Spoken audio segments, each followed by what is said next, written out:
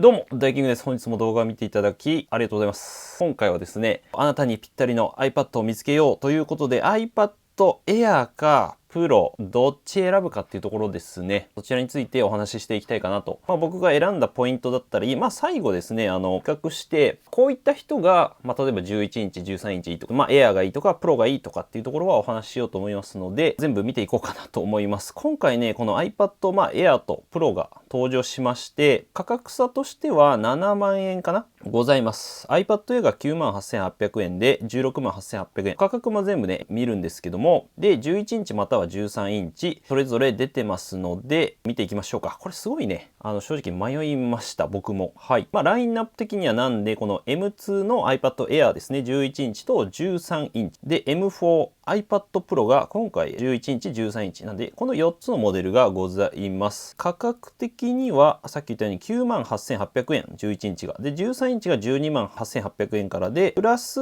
26,000円すると全部、セルラーモデルですね。で、ミニマムがだいたい12万、15万ぐらいから。iPad Pro の方が168,800円で、13インチが218,800円ですね。はい。なかなかいい、ね、お値段になってます。シルバー、スペース、ブラック。エアーは4色展開ですね。スペースグレイ、スターライト、パープル、ブルーっていう感じなんですけども、値段はね、後ほどしっかり見ます。まずは画面とチップですね。さっき言ったように11インチ、13インチっていうのは同じなんだけど、若干ね、プロの方が大きくなってます。こっちは10.86 インチっていう仕様にはなってますね。よく見ると書いてます。で、ディスプレイがこっちはリキッドレティナなので、今まで通り一緒の液晶ディスプレイになってます。iPad Pro に関しては今回有機 EL ディスプレイ入ってます。タンデム OLED ってやつなんですけども、ここはね、割と違うかなと思いますね。あとプロモーションテクノロジーっていうのは、画面が iPad Pro の方が滑らかに見えます。なんでゲームとかね、普段使いではそこまでね、感じないかもしれないんですけども、ゲームとかで割と感じるかなと思いますね。チップとしては、こっちが M2 チップ、こっちが M4 チップで、ただ、モデルによってこれ微妙に違うので、これ後ほどね、プロは見ます。M2 は一緒ですね。性能的には11も13インチも同じになってます。エアとプロでは違うんですけど、カメラと端子とかかな。カメラに関しましては、こっちだと12メガピクセル、エアは12メガピクセルの広角カメラ。同じですね、どっちも。プロに関しては12メガピクセル広角カメラに、プロレゾが撮れるようになってます。こっちはプロレゾっていう、プロ向けの仕様の映像が撮れるんですけども、で、今回カメラはね、1個になりました。プロは。以前のモデルは2個あったんですけども、はい。で、フロントカメラ、中ですね。インカメラの方は、自撮りの方は横向きですね。全部同じものになってます。トゥルーデプスシステムはどうなんだろうね。微妙に多分ポートレートとかは、良くなってるのかなと思います、こっち。で、コネクターに関しては、コネクターは USB-C っていうのは全部共通なんですけども、iPad Pro に関しては、サンダーボルト、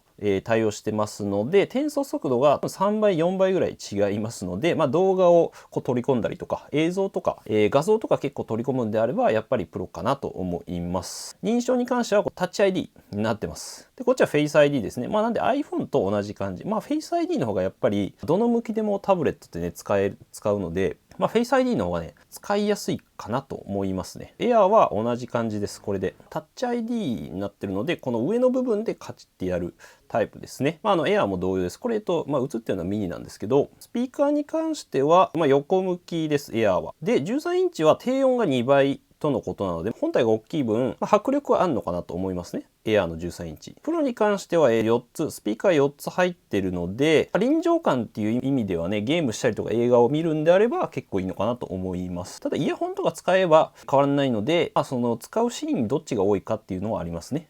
家で使うならやっぱプロかなと。で、あと Wi-Fi とか 6E かなは全部同じ対応しております。この接続あたりは Wi-Fi 6E は対応してて、5G も対応してます。ペンに関しては全部Apple Pencil Pro も Air もね、対応してます。Apple Pencil Pro 新しいものか、この USB-C かなも対応してますので、ただ、今までの Apple Pencil 第2世代とかは使えないので、そこは注意ですね。今までの Apple Pencil 第2は使えないです。で、マジックキーボード対応してるんですが、今回新しく出たマジックキーボード、新型のやつに関しては、プロモデルのみの対応になってます。なんで、この Air でも新しいモデルでも使えません。このマジックキーボードは従来通りのやつが対応っていうね、ものになってるので、そこね、注意かなと思います。ついにも程がある。ディスプレイ後で見るかな。はい。Apple Pencil Pro はこれですね。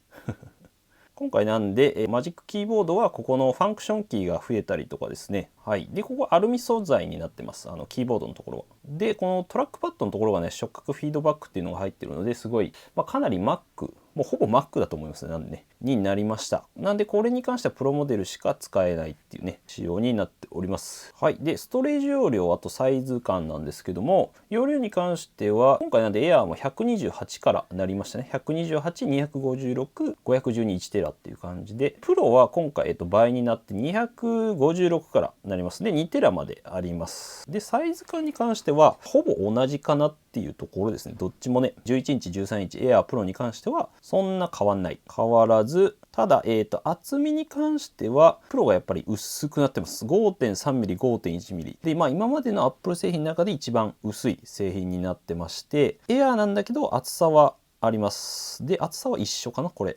Air は。で、重さに関しても軽いですね。プロの方がが軽くなってます。はい。特に13インチは579なので、前のプロモデルと比べたら 100g ぐらい軽くなってるので、相当違うかなと思います。なので全体的に全部重さに関してはプロの方が軽い。サイズ感はそんなに変わんない。どれだ？はい。めちゃめちゃ薄いですよね。すごい薄くなってるので、プロに関してはね。薄いから使いやすいかっていうと、ちょっとわかんないんですけど、そこはね。ただ重さに関してはやっぱりプロに分があるかなと。今回おそらく一番違う点がディスプレイかなと思います。エアに関してはリキッドレティナディスプレイなんで、今まで通りの液晶です。ディスプレイ。プロに関してはウルトラレティナ XDR、OLED と言われる有機 EL ディスプレイ。で、今回このタンデム OLED っていうのがね、入ってます。いわゆる有機 EL が入ってるんですが、よいしょと。このタンデム OLED というのが有機 EL が2枚ね、重なってるんですよ。iPad 大きいので、明るさを出すのが普通に難しかったみたいで、2枚重ねることで、これがなんでタンデム OLED ってやつですね。光を明るい状態で、結構大きい画面でも見れるっていうのが特徴かなと思いますね。ビジュアルパフォーマンス。すごい見やすいのかなと思いますね。コントラスト比も今回200対1になってますので、よりこれ暗いとこと明るいところの差がぐっと上がってます。前のモデルが100万対1だったんで、一応倍にはなってるのかな。ナノテクスチャーガラスっていうのもオプションとしてね、入っているので、光が強い状態でもこの反射をね、抑えるっていうのは、オプションとして選択できるようになってます。こんな感じかな。なんで、明るさがやっぱり結構違います。SDR で、500ニット、1000ニット。これと数値が大きい方が明るいです。こっち XDR 入ってるので、最大1600ニットかな。普通は多分1000ニットになるのかな。結構ここはね、特に外で使ったりとかの状態だと違うのかなと。で、さっき言ったこのナノテクスチャーのガラスのオプションが、プロは選択できます。はい。ただ1テラ以上になります。で、やっぱプロモーションテクノロジーは結構変わるかな。最初説明した通り。で、チップ性能なんですが、iPad Air に関しては M2 チップです。で、iPad Pro は M4 ですね。これなんで初めて M4 チップが乗りました。iPad に、まだ Mac にも乗ってない。一番最新のやつ。M2 に関しては4つの高性能コアと4つの高効率コアを搭載した8コア CPU です。基本的にはこのコア数が多い方がいいですね。で、高性能コアというのが、基本的にはそのパワーを使うような、だいたい動画編集とか画像編集とか。で、高効率コアっていうのが、普段このバッテリーを使わないように、メールとかね、そのウェブサイト見たりとか、時に使うものになります。性能は全く一緒ですね。11も13インチも。で、プロが、これね、ストレージによって変わるっていうところで、なんで512までは、9コアになってます、CPU が。で、メモリが 8GB。1テラ以上にすると、これ10コア CPU になってます。CPU に関してはね、高性能コアが1個増えるだけなんで、そんなに変わんないと思うんですけど、メモリが 16GB っていう倍になるので、パフォーマンスやっぱ求めたい方は1テラ以上がいいのかなと思いますね。仕事で使ったり動画編集とか、重めの作業するんであれば。で、Air に関しては 8GB になってます、メモリ。普通に使う分にはもう M2 でね、十分すぎるので、問題ないかなと思いますね。メディアエンジンとかは結構やっぱりプロレスを使うならやっぱりプロかなと思いますね。結構ね変わります。でバッテリーに関してはここは全く一緒です。10時間かな。どっちもインターネットビデオ再生で最大10時間になってますので、これも前のモデルと比べても全く一緒になってるので、ここはね差はございません。で Apple Pencil に関してもどっちも使えます。Apple Pencil Pro か、Apple Pencil この USB-C ってやつだけ。はい、この2つだけです。あとは使えない。で、キーボードに関してもさっき言った通りですね。ここはいいかな。はい。で、カメラ性能は、まあ変わんないですね、正直ね。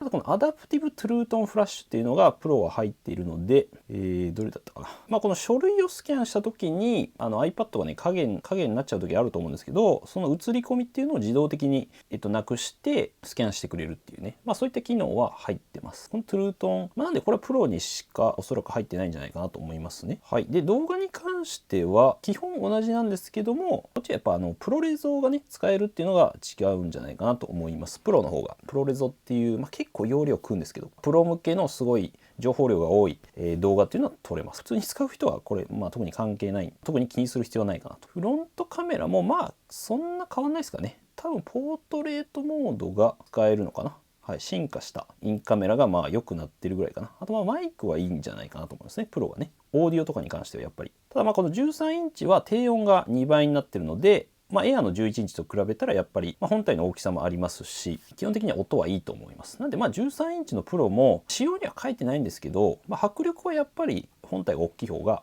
あると思いますね。MacBook もそうなので。まあそんなもんかな。通信とかは全部まあ一緒なので、Bluetooth とかも全部最新対応してます。で、SIM カードは今回ね、全部 eSIM になってます。なんで物理的に SIM 入れるとかはもうどっちもなくなってるので、そこは注意かなと思いますね。って感じでした。はい。もし気になるところがあればぜひねコメントいただければなと思います。ここがちょっと分かりづらかったとかあれば。はい。価格なんですけど、エアとプロの価格差が7万円になってます。結構違う。エアの11インチと13インチの差が3万円。で、プロの11インチと13インチに関しては5万円あります。意外と違う。エアの11インチが、カラーはね、4色ですね。ストレージが、128で98,800円、256が114,800円なので、まあ2万円かな ?1 万6千円ぐらい。で、あとは4万円ずつぐらいかな ?3 万2千。128乗せると2万6千ずつ上がっていくって感じ。なんで1テラで18万6千800円。プロは、4万ぐらい乗ってくるのかなこれ。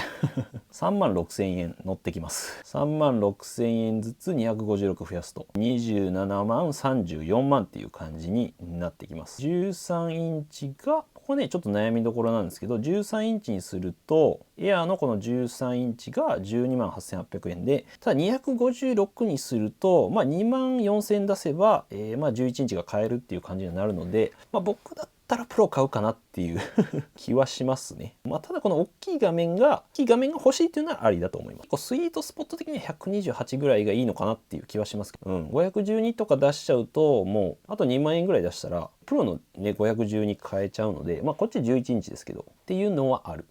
価格差がちょっと近づいてくるんですよね、容量上げていくと。ただこっち13インチにすると結構ね高いんですよ。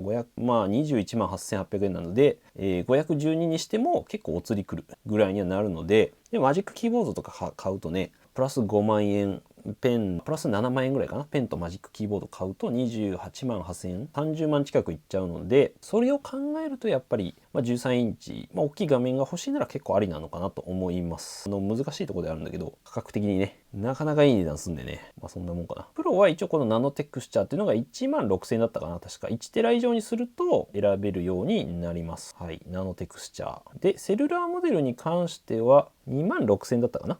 iPad Air に関してはプラス価格に2万6000円プラス、うちが確か3万6000円だったかな、21万なんで、そうですね、3万6000円プラスされるっていう感じになります。そこを念頭に置いてもらえばいいかなと。2万6000円、3万6000円かな。で、あとはペンシルこう入れたりとか、ペンシルはやっぱ買ってもいいかなと思うんですけどね、2万円だし、今の第2世代とそんな値段変わんないので、マジックキーボードは結構高いんで、新しいの使いたかったらやっぱどうしてもプロなのかなっていうのは、結局僕もそこでプロにしちゃったんで、ただエアーのこのマジックキーボードに関しては今までと同じやつです。ニューっていう方をね、ぜひね、選んでもらえばなと思います。使いたい方は。っていうところでございました。はい。ということで、結論的なところ4モデルあるのかな、こっちから行きましょうか。で、まず iPad Air に関しては、基本的にもう8割ぐらいの人はね、この11インチの iPad Air が98,800円で、6000円ぐらいかな、一応値上げはしたんですけども、これでいいかなって思います。一番使いやすい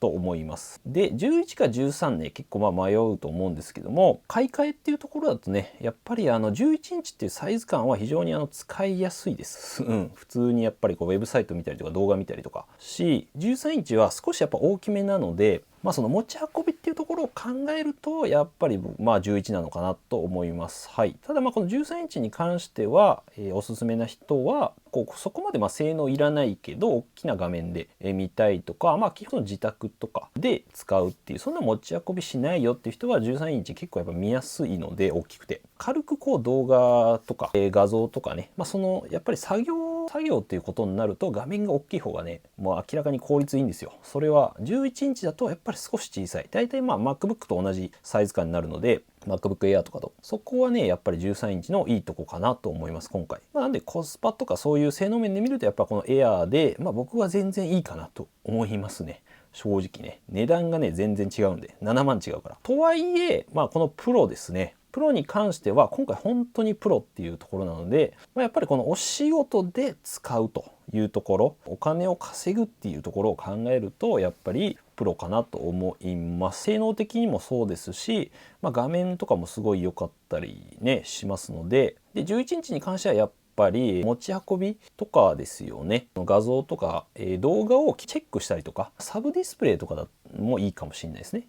チェック系が多いならやっぱ11インチなのかなと思います。普通に軽くメモしたりとかは全然いいかなと思います。で13インチとかに関してはやっぱりその動画編集とかその画像編集、ペンで書いたりとかもそうだと思うんですけども、そういったクリエイティブ作業をほぼ占めるみたいなところだとやっぱり13インチなんですよね。さっき言った通りその作業画面が大きいだけで全然効率が変わってくるので、なんでこの MacBook と同じねサイズ感になるので、そういった用途で使うなら僕だったら13インチ選ぶかなと思います。僕は結局 MacBook がメインにはなるのでサブディスプレイとか、なんだろうな、どっちかというとコンテンツねとか、ゲームとかにはなると思うので、11インチでいいかな。はい。なんでメインで iPad 使うんだったらやっぱり13インチで、サブ的な意味合いとか、全然お金このぐらい出してもいいよって人は、11インチが、僕は無難だと思います。13インチって結構でかいので初心者というかなんとなく買うとでかってなるんで持ち運びにはやっぱそんな向いてないと思うんで、今回でマジックキーボードも軽くなって MacBook よりもね軽いんですよ。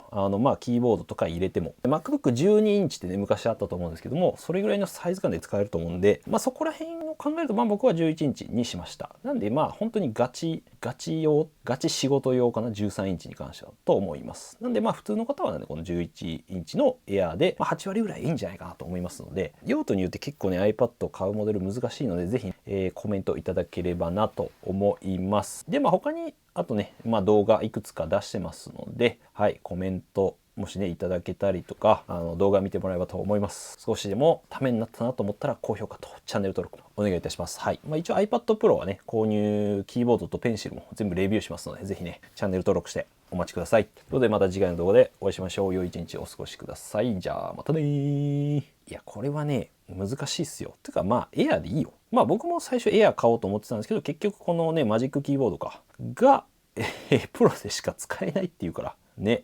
ペンシルはね使えるんで普通に、ここなんだよな。ここが多分マジックキーボード使えてたら新しいやつエアにしてましたね。なので、皆さんはエアでいいと思います。普通ね使う分にはエアでいいよ。